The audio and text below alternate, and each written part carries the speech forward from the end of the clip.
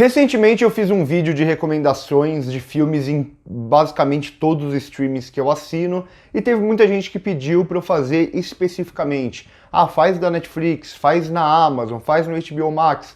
Então eu vou seguir o pedido de vocês e vou começar aqui pela Netflix, mas depois também farei da Amazon, também farei do HBO Max e mais alguns que vocês queiram, é só pedir aqui nos comentários.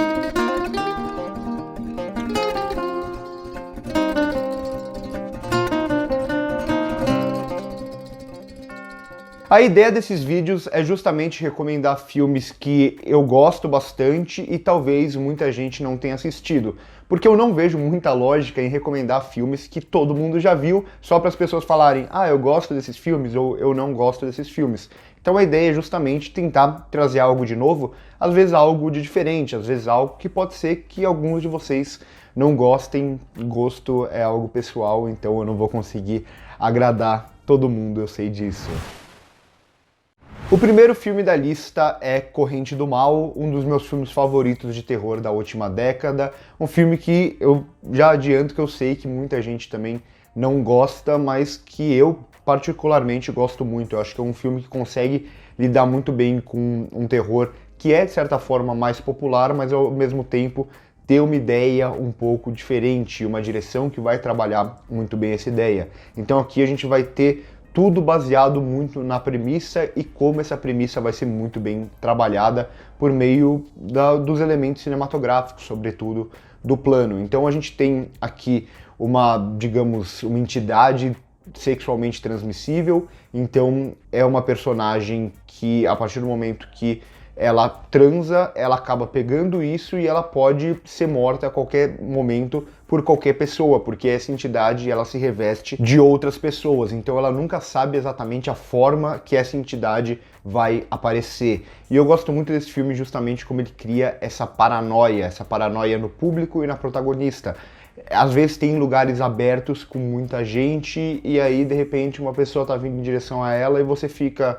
Será que é entidade ou será que é só uma pessoa normal? Então você fica o tempo inteiro se questionando de onde vem o perigo e qual é a face do perigo, você nunca sabe.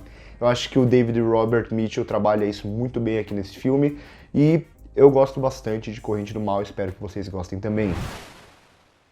O segundo filme da lista é O Estranho Sem Nome, de Clint Eastwood, um dos primeiros filmes que o Clint Eastwood dirigiu. Claro, ele começa pelo Faroeste, que foi a casa dele por grande parte da carreira e onde ele se consagrou como ator ali na década de 60. E aqui Um Estranho Sem Nome, ele traz bastante até de um faroeste mais tradicional, principalmente na trama aqui, um pistoleiro desconhecido chegando numa cidadezinha e ajudando ela a sobreviver. É um filme que teve muitas referências no passado e depois também foi bastante referenciado, apesar de hoje em dia não ser tão conhecido assim. É um filme, de certa forma, até bastante simples, mas que vai se usar mais dessa época, dessa década de 70, onde os filmes começam a ficar um pouco mais violentos e o faroeste se usa bastante disso. Nessa época tem filmes, por exemplo, do Sam Peckinpah que são muito violentos, e O Estranho Sem Nome é um filme simples, mas que funciona muito bem dentro dessa lógica, usando aquilo que vem do passado com aquilo que aquela época da década de 70 traz bastante, sobretudo na violência. O terceiro filme da lista é um filme brasileiro. Eu sempre falo que o catálogo da Netflix é muito bom, além dos Estados Unidos principalmente. Então tem um catálogo de filmes nacionais que é um dos melhores, é o melhor junto com o Globoplay, que é realmente fantástico. Tem bastante filme sul-americano e de alguns outros países, até que eu vou recomendar aqui mais pra frente nesse vídeo.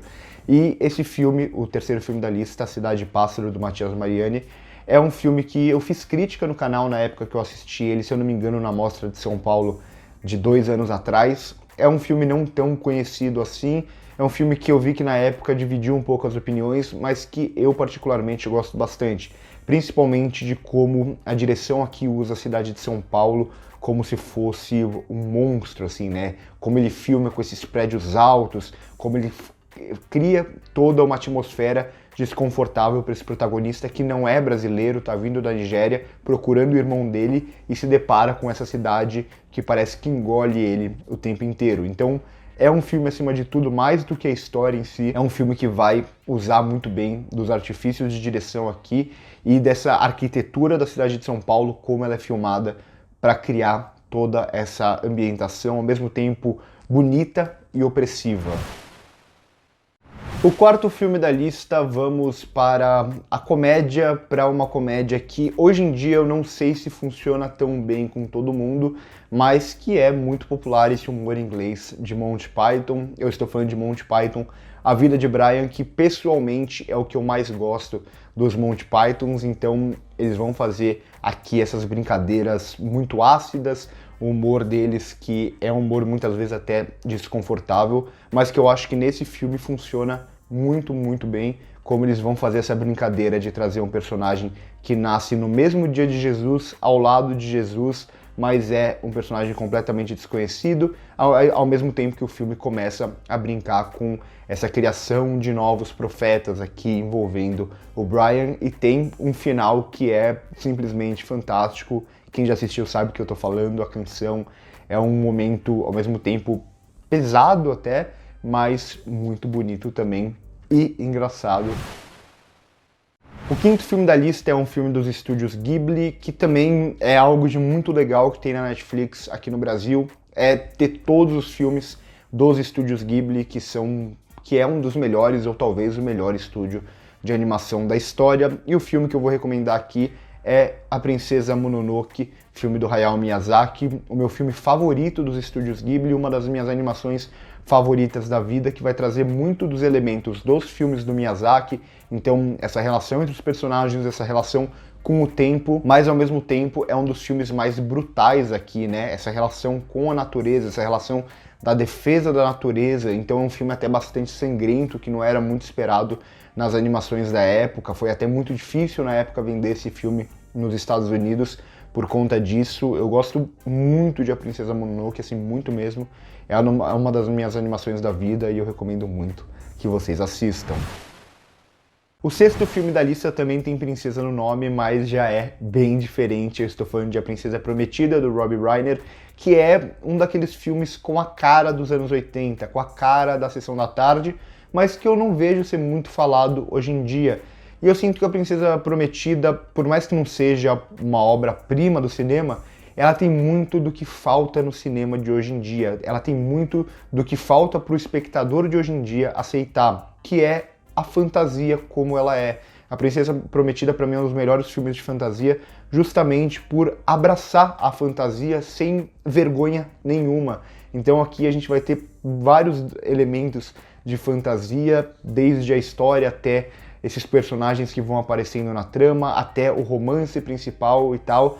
E é um filme, assim, muito gostoso de ver e que eu sinto que falta nos dias de hoje. Um filme que abrace a fantasia descaradamente, assim como esse filme faz. O sétimo filme da lista é um faroeste, mas não um faroeste tradicional, e sim um neo-western, né? Esses westerns que se passam nos dias de hoje. Eu tô falando de A Qualquer Custo, filme do Taylor Sheridan, que é um filme que eu sinto que na época ele foi muito bem recebido pela crítica e tal, só que ele acabou ficando meio perdido no tempo, ninguém comenta muito dele, e pra mim é um filmaço, um dos melhores neo-westerns de todos, pelo menos dos que eu assisti. Claro que a gente vai ter também um grande elenco envolvendo Chris Pine, Ben Foster e, claro, o grande Jeff Bridges também. E aqui é um filme muito sobre esse sistema e essa ambientação em que esses personagens estão inseridos. Então é um filme que traz até uma complexidade temática muito interessante, né? Um filme que não tem muito uma definição de bem e mal. Claro, a gente tem o personagem do Ben Foster, que é mais a encarnação do mal ali até certo ponto. A gente tem o personagem do Jeff Bridges, que tenta seguir pelo lado da lei, mas nenhum desses personagens são tão bons ou tão maus completamente. Eles acabam todos sendo vítima de um sistema. Tem uma questão aqui financeira também dos Estados Unidos que vai conversar muito com esse filme. Então eu acho que é um filme que funciona de diversas formas. Para mim, talvez seja o melhor trabalho do Taylor Sheridan como diretor, com certeza. Então recomendo muito que vocês assistam A Qualquer Custo. O oitavo filme, voltamos para o cinema nacional para falar desse terror fantástico que começa a crescer aqui no Brasil com alguns diretores, entre eles Marco Dutra, Juliana Rojas, que são os diretores de As Boas Maneiras.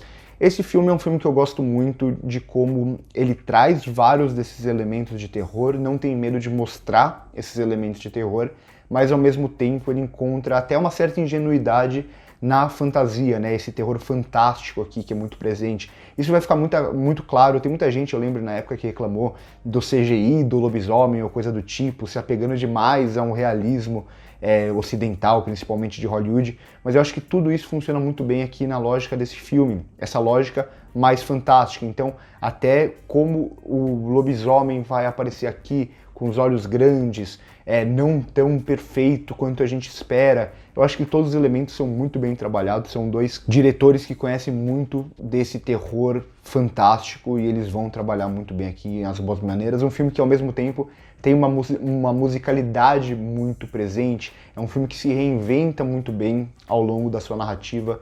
Acho muito interessante As Boas Maneiras, eu acho que é até uma boa introdução para esse terror mais fantástico que é feito cada vez mais aqui no Brasil. O cinema de horror tem crescido com alguns diretores mais jovens aqui no Brasil, eu acho muito interessante que vocês conheçam.